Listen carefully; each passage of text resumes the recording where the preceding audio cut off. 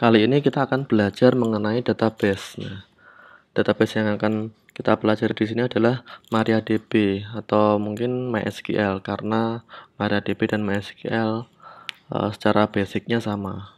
Nah, silahkan teman-teman kunjungi localhost dashboard. Nah, di sini sudah ada fitur MariaDB yang include dari instalasi XMPP.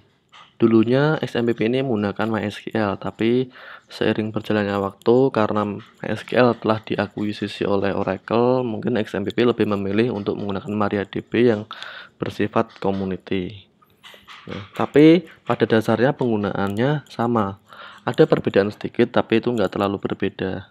Untuk pembelajaran dasar, semua sintak dan semua penggunanya sama. Nah, di sini kita bisa mengakses database melalui phpMyAdmin. phpMyAdmin ini seperti fitur dasar tools-tool untuk mempermudah kita membuat database. Tapi yang perlu kita pelajari di sini adalah code-code atau sintak penggunaan database-nya. Sebenarnya dengan tools ini kita bisa sangat mudah tanpa harus mengetikkan sintak. Tapi itu akan mempersulit kita ketika kita melakukan pengembangan aplikasi. Nah, di sini sudah ada database yang saya buat. Nah, database bawaan dari phpMyAdmin di sini ada database test. Nah, terus sedikit saya jelaskan mengapa kita mempelajari database ini, MySQL atau MariaDB. Karena MariaDB ini dia menggunakan database Relationship Database Management System atau disingkat RDBMS. Nah, ini mempermudah kita melakukan relasi database antar tabel. Nah, sebenarnya dari struktur database ini MariaDB dan MySQL sama ya, jadi nggak usah pusing ketika kita pakai database MariaDB, kita pakai database MySQL karena memang dari segi query itu sama. Nah, tidak terlalu banyak perbedaan.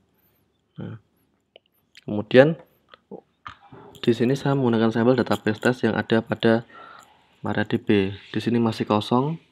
Kita bisa membuat database sendiri di sini dengan nama yang sesuai atau yang mau kita gunakan.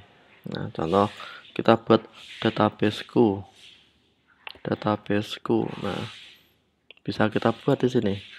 Jadilah databaseku. Nah, di sini kita bisa melakukan pembuatan tabel. Di sini ada fitur query. Kita bisa bikin query di sini dan create tabel. Seperti ini. Nah, ini kalau kita mempelajari baiknya pakai query di sini. Tapi sebenarnya pada tools phpMyAdmin ini ada fitur untuk mempermudah kita dalam pembuatan tabel. Nah, seperti ini saya close dulu. Seperti di sini. Nah, kita mau buat tabel apa? Tabelku misalkan. Dengan jumlah kolom 4.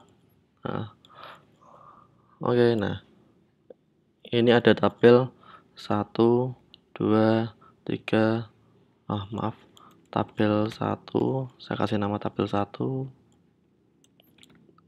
Kolom 2, maaf, kolom ya. Namanya kolom 1, kolom 2, kolom 3, kolom 4.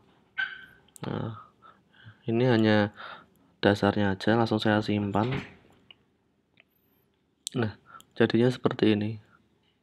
Nah, ini hanya mempermudah kita untuk membuat tabel. Nah, kita juga bisa membuat tabel ini menggunakan query. Jadi nggak harus menggunakan tools ini, karena kita pun harus mempelajari bagaimana query-nya untuk membuat tabel. Mungkin sekian dari saya untuk pembukaan database ini. Akan saya lanjutkan pada video selanjutnya.